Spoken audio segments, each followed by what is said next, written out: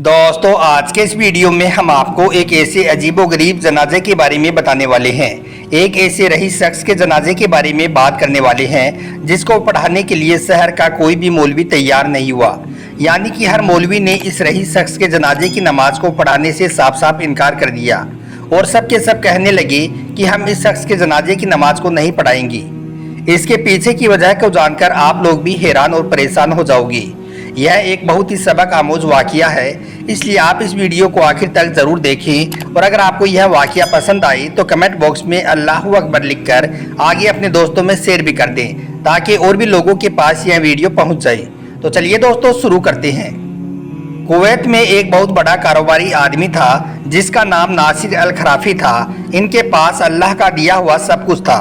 अल्लाह ने इनको दौलत, इज्जत, शोहरत, ज़मीन और जायदाद से माला माल किया हुआ था। यानी कि अल्लाह ने इनको दुनिया की हर नेमत से नवाजा था। इनके बैंक अकाउंट में लगभग 12 मिलियन डॉलर यानी कि तकरीबन 840 बिलियन इंडियन रुपीस थी। इनके पास 33 तेल की कुएं थी। दुनिया में जगह जगह पर 50 से ज़्यादा इनके पास लग्जरी होटल थी। मोबाइल कंपनी जेन में इनके पास 50% शेयर्स थी। इनके पास कुवैत, मलेशिया, दुबई और फ्रांस जैसे देशों में लगभग 20 से ज़्यादा टावर थी। इतनी दौलत होने के बावजूद भी यह शख्स एक बहुत ही नेक और ईमानदार इंसान थी और हर वक्त अल्लाह की इबादत करने में लगे रहती थी। अपनी दौलत का ज़्यादातर हिस्सा गरीबों, मिस्किनों और यतीमों पर खर्च किया करता था। मगर वही नासिर अल खराफी के एक बेटा था जो कि इकलौता था। वो अपने इस बाप से बिल्कुल अलग था। वो अपने बाप के पैसों को गलत कामों में उड़ाया करता था।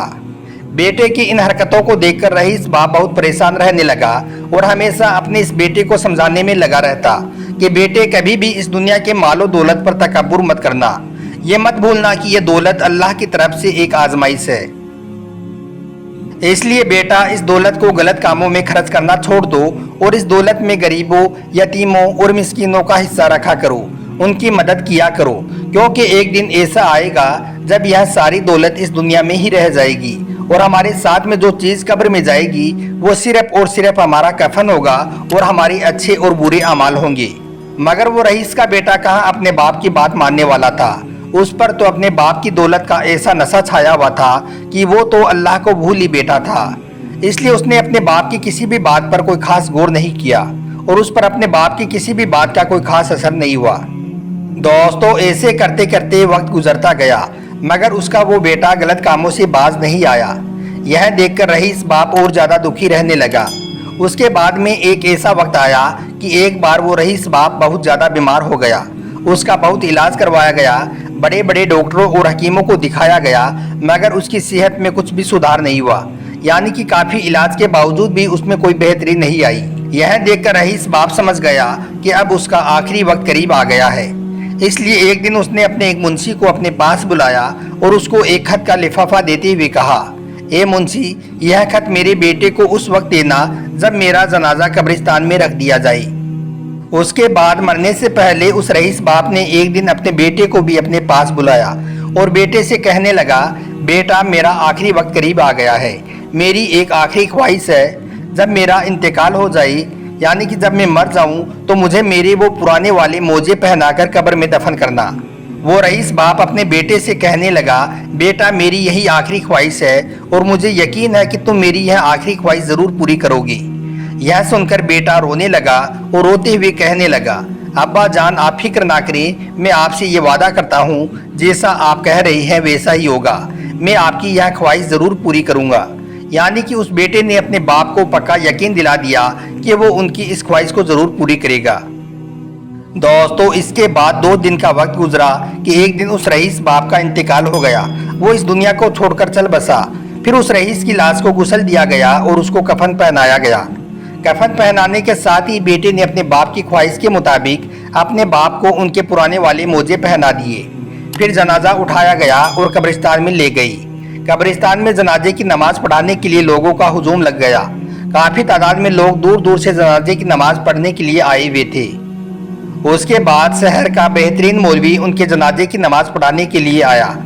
मगर जब मौलवी को मालूम हुआ कि मैयत को मोजे पहनाए हुए हैं तो उस मौलवी ने जनाजे की नमाज पढ़ाने से सख्त मना कर दिया और रईस के बेटे को बुलाकर कहा कि वो इन मोजों को निकाल दी।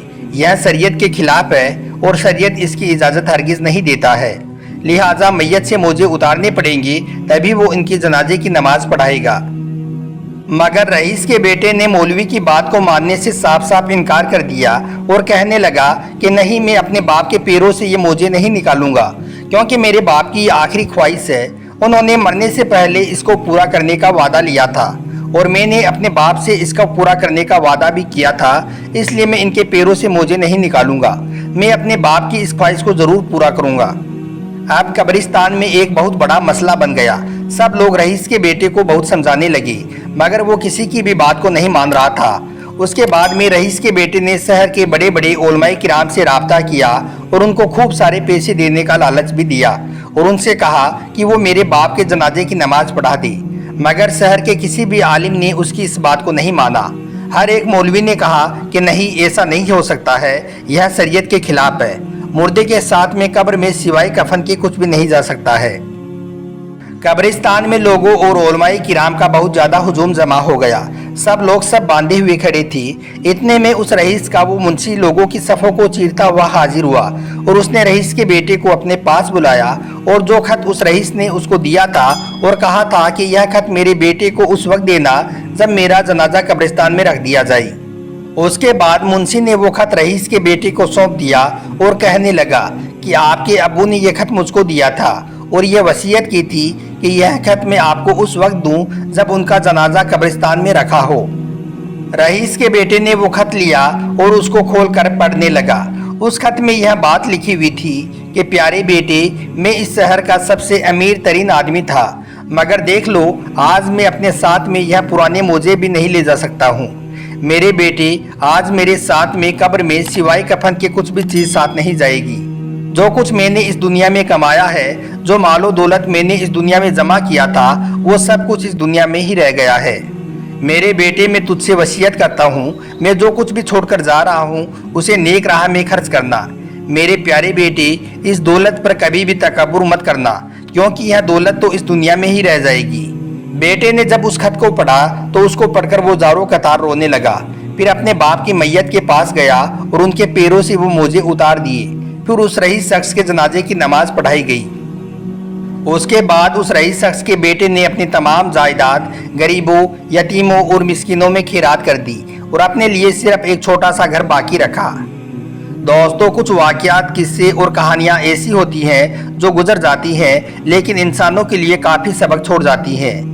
ये बात सच है कि जब इंसान मरता है तो वो मर ही जाता है, फिर वो कभी भी लौटकर वापस नहीं आता है और वो अपने साथ में कब्र में सिवाय कफन के कुछ भी साथ नहीं ले जा सकता है। कब्र में जो चीज़ इंसान के साथ में जाती है वो है उसके अच्छे और बुरे अमाल, इसके सिवाय उसके साथ में कुछ भी नहीं जाता है। अल्लाह तबारक व ताला से दुआ है कि अल्लाह पाक हम सबको इस दुनिया में नेक और अच्छे अच्छे अमल करने की तौफीक अता करे और बुराई से बचने और बचाने की तौफीक अता करे। आमीन, अल्लाहुम्मा आमीन।